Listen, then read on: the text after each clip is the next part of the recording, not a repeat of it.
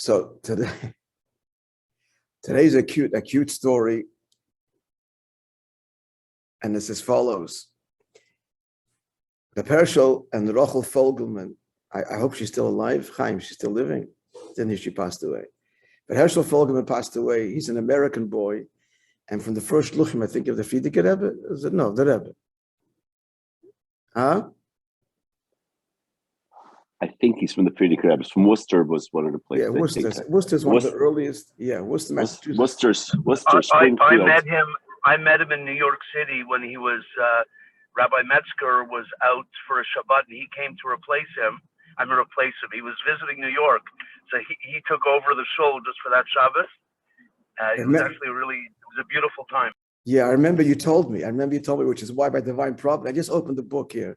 And this is the story I'm going to share. It's a cute story. So yeah, I remember one of you that you told me that you met them.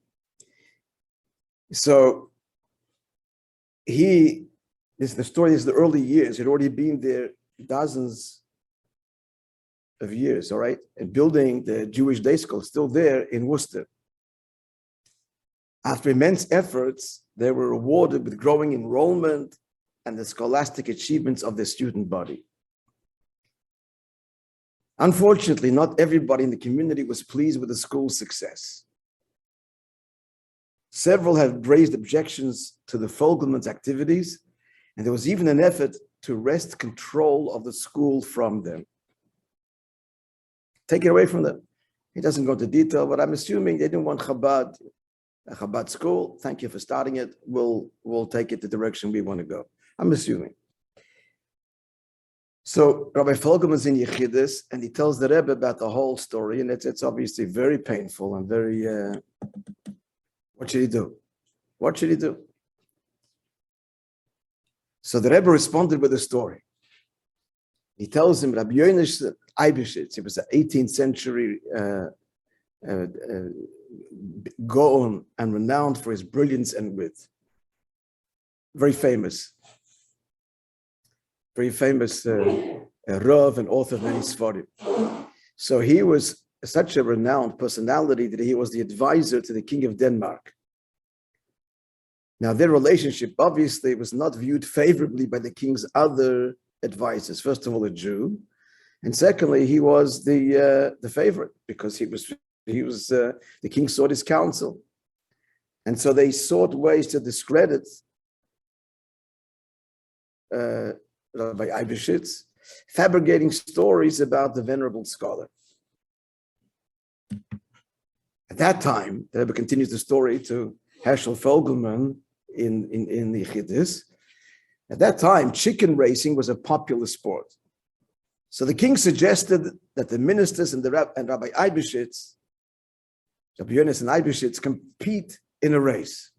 Whoever's chicken would prevail would have the king's support, and the other one would be sidelined. All right. So the ministers fed and trained their chickens for days and arrived at the race with large, strong birds. Rabbi Yonesh and Eibeshitz, however, arrived with a thin, scrawny chicken and gently placed it in the ring. When the race began, instead of running, the larger chickens immediately began fighting with each other. They ignored the smaller bird, which feebly made its way towards the finish line and won the race. In the words of the Rebbe to Rabbi Fogelman, es ist geblieben nur ein Dare Vogel. Only one little bird survived. His name is Fogelman. So the Rebbe is saying that the Vogel, the message was clear. You just do what you have to do.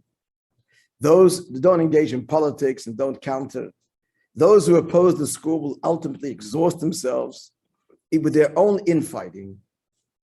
And the Fogelmans only indeed continue their work without engaging in conflict. A tremendous lesson. Tremendous lesson. I'm reminded, this is a similar teaching, it says about Koirach.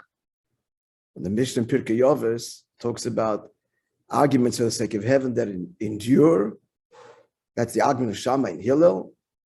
and arguments not for the sake of heaven that don't endure and end in tragedy. And that's what's the example, the argument of Korach and his congregation. So the commentaries ask, it should have said the argument of Korach against Moishe. Why Korach and his congregation? Because Moishe had no argument with him. And Korach, and not only Korach, there was the infighting with his congregation. That was so, and that's why it dissolved in the end, because of their own inner conflict. So the Mishnah is saying, what's an argument that not for the sake of heaven, not Korach and Moishe, but Korach and his congregation, meaning that within their own ranks, there's division. Why? Because if the agenda is the Eibishter, there's unity. You're a little bird, and that's all you are. But if the agenda is I want control, etc., then inevitably that will crumble from within. That's a very important lesson in life. If it's not about me, in other words, if Folgman would be told they'll do a better job than you, you started it, now give it, which is, by the way, has happened in Chabad. I don't know if you know this, that the Beis Yaakov school in Borough Park, one of the biggest girls' schools and famous and successful Beis Yaakovs in the world, it started with Beis Rivka. The previous Rebbe started Beis Rivka in Borough Park, in Rabbi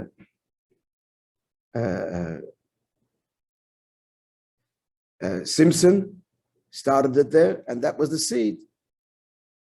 And mind you, Yeshiva Gedolah in Montreal too. How did the Yeshiva Gedolah began with our uncle Chaim, Rabbi Moishe Salzburg, the Yeshiva Refuah Shleima. Went to visit him the other day. So the first yeshiva, there was another yeshiva Reishis Chachma. What was it called? There was Merkaz HaTorah. Merkaz HaTorah. That was already Merkaz HaTorah. Then Chabad started, and that was like a day school. But he likes Chabad. I mean, he's an uncle, but he wanted a different.